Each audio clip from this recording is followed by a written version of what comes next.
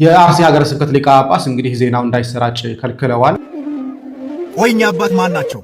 ከብት መንዳት ጀምረዋል። ጭልፋ ማንኪያ አይቀርም መውሰድ ጀምረዋልና እንዲህ አይነት ሌብነትን እንደ ኦሮሞም ልንቃወም ይገባል። ኦፌኮ የሚባል የነ መረራ ጉዲና ፓርቲም መግለጫ አውጥቷል። የአርሲ ሀገረ ስብከት ሊቀ ጳጳስ እንግዲህ ዜናው እንዳይሰራጭ ከልክለዋል። ይሄም የሆነበት ምክንያት ትናንትና አርሲ ላይ የዘገብነው ዘገባ ነበረ። አርሲ ላይ ኦርቶዶክሳውያን እያለቁ እንደሆነና ኦርቶዶክሳውያን እየተጨፈጨፉ እንደሆነ መረጃዎችን አቅርበን ነበረ። ማህበረ ቅዱሳንም ከዚህ ጋር በተያያዘ አካባቢ ያሉ ሰዎችን ደውሎ አነጋግሮ ነበረ። አካባቢ ያሉ ሰዎችም ኦርቶዶክሳውያን እያለቁና እየተጨፈጨፉ እንደሆነ በእስላማዊ አካሄዶች እየተጨፈጨፉ እንደሆነ ከዘገቡ በኋላ ይህንን ድምፅ እንግዲህ ማህበረ ቅዱሳን ዜናውን ሰርቶ በቴሌቪዥንም በዩቲዩብ ማሰራጨት ነበረ። ይህን የሰሙት አቡነ ያሬድ በፍጥነት ማህበረ ቅዱሳን ጋር ደውለው ቪዲዮውን እንዲጠፋና እንዲነሳ አድርገውታል። ሀገረ ስብከታቸው ላይ ቀጭን ትእዛዝ ሰጥተው ከዚህ በኋላ ማንኛውም ኦርቶዶክሳዊ በምንም አይነት መልኩ ለዜና ሽፋን ዜናዎችን እንዳያቀርብ አግደዋል።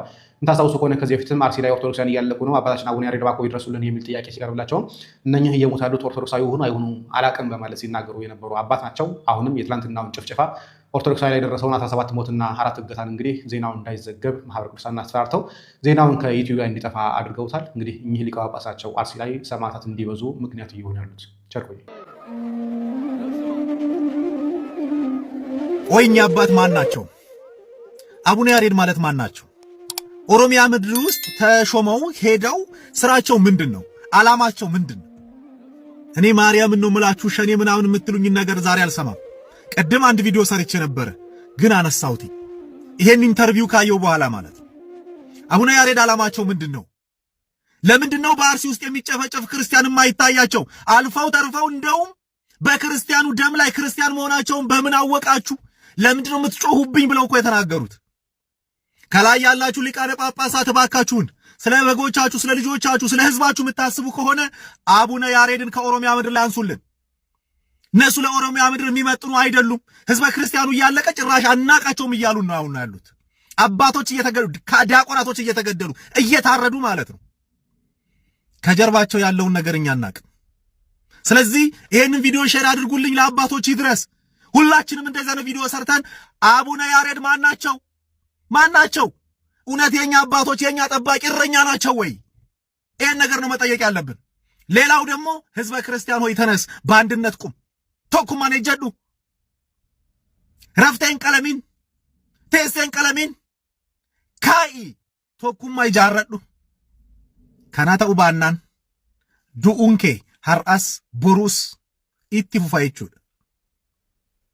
ከናፉ ጎሳን ቆቆዱ ዲሲቶ አመንታ ኬቲን ቶኩማ ኢጃሪ ቶኩማዳን ኤጀዱ ፈልመዱ አከኑማን ቴስቴን ዱኢን ደርገጎ ክርስቲያን ወረ ኦሮሚያ በአርሲ ሽርካ እንግዲህ እየተደረገ ያለው ነገር ጭፍጨፋና ዘረፋ ይሄ ነገር መንግስትም እንደገናም በዛ አካባቢ ያሉ ተወላጆች ሊያስቆሙት ስለሚገባው ለመናገር ወጥቻለሁ።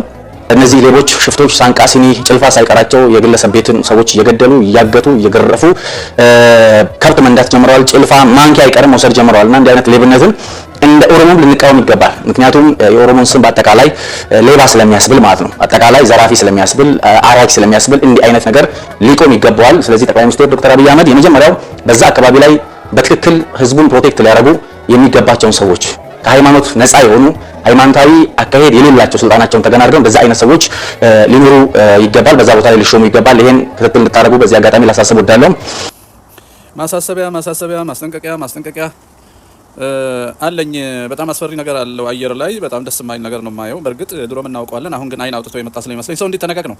ሰሞኑን በኖኖ ወረዳ ሰዎች ተገለዋል። ሰዎች በብዛት ከ20 እስከ 30 የሚደርሱ ሰዎች ተጨፍጭፈዋል የሚል ዜና አለ። ኦፌኮ የሚባል የነ መረራ ጉዲና ፓርቲም መግለጫ አውጥቷል። መግለጫው የሚለው ንጹህ ኦሮሞዎች ታረዱ ነው የሚለው። አራጁ ደግሞ ፋኖ ነው ይላል፣ ይበይናል።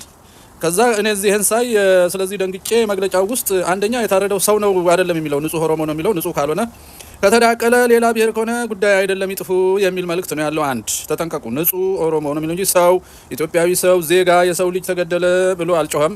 ይሄ አንዱ አሳሳቢ ነገር ነው። እዚህ መግለጫ ውስጥ ኃይለኛ ዘረኝነት፣ ኃይለኛ ናዚዝም አለ ብዬ ስለማምን ሰዎችን ጠንቀቁ። መልእክቱ ንጹህ ያልሆነውን በሉት የሚል ነው። ጥሪ ነው። መግለጫ ይመስላል፣ ስለ ሰላም ይመስላል፣ ግን አይደለም።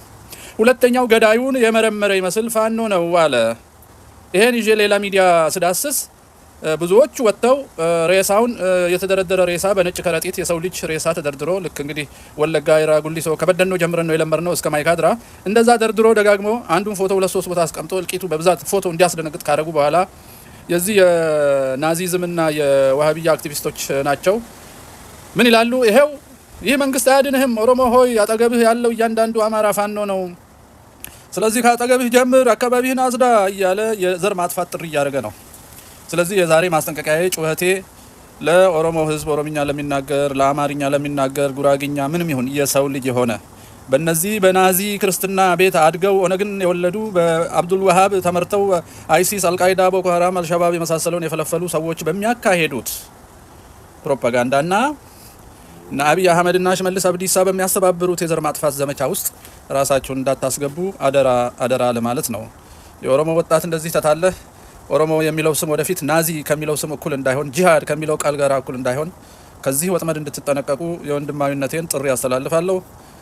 ንጹህ ኦሮሞ አይደላችሁም የተባላችሁ ሰዎች የተዳቀላችሁ ደግሞ ራሳችሁን ጠብቁ። መንግስት አይጠብቃችሁም። የሚያስገድላችሁ ሽመልስ አብዲሳ ነው። የኦሮሚያ ቢሮ ነው። የኦሮሚያ የጸጥታ ቢሮ ነው ሁሉንም ግድያ የሚያስተባብረውና ተጠንቀቁ። ውሸታቸውን ነው ጫካም አለን የሚሉት። መንግስት ያልፈቀደለት ዘር ማጥፊያ ሊኖር አይችልም። በዓለም ታሪክም የለም።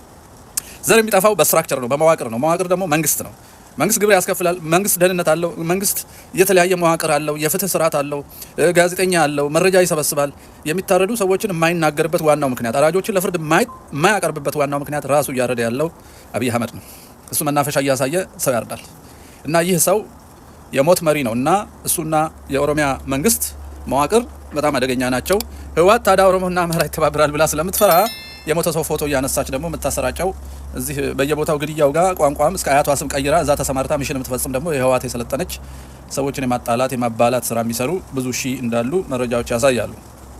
ስለዚህ የትግራይ ህዝብም የህወሓትን አውሬ እንዲያስር ተባብሮ እንዲያስርልን የትግራይን ህዝብ ደግሞ መጠየቅ ያስፈልጋል። በእነሱ ስም የሚሰራው ግፍ፣ በኦነግ በኩል የሚሰሩት ግፍ አሁንም አላቆመም። በደኖና አሶሳ ጀመሩ። ገና ሲገቡ በደም ማፍሰስ ነው የጀመሩት። ይኸው መቀሌም ቁጭ ብለው ኦነግን እጅ አድርገው ሰው እያጨፋጨፉ ነው። የአማራው ጦርነት እንዳለው ነው። እሱ የለየለት የታወቀ መንግስት የዘመተበት ስለሆነ ባለቤቱ ራሱን ይከላከል። ግን አሁን ሌላውን ለማስፈጀት ከፍተኛ አክቲቪዝም ስላለ ተጠንቀቁ ለማለት ነው።